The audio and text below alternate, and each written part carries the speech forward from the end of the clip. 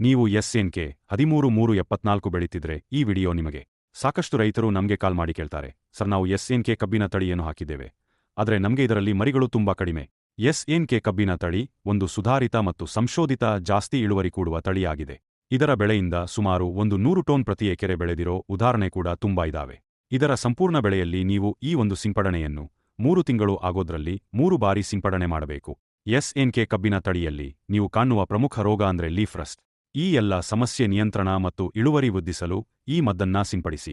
100 ton ಬಾವಿಸ್ತೀನ್ ಮತ್ತು 1261 100 ton ಒಂದು ಬಯೋಸ್ಟಿಮುಲಾಂಟ್.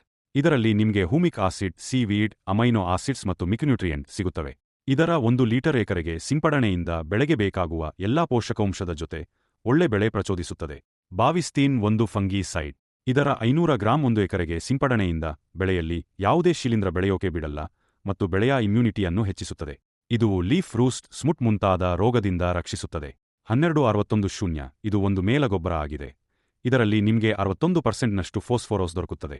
ಇದರ ಸಿಂಪಡಣೆ ಕಬ್ಬಿನ ಗಾತ್ರ ಮತ್ತು ಮರಿಗಳು ಹೆಚ್ಚಿಸಲು ಸಹಾಯ ಮಾಡುತ್ತದೆ. ನೀವು ಕಬ್ಬು ಬೆಳೆಗಾರರಿದ್ರೆ ಕೂಡಲೇ ಈ ವಿಡಿಯೋವನ್ನು ಶೇರ್ ಮಾಡಿ, ಲೈಕ್ ಮಾಡಿ.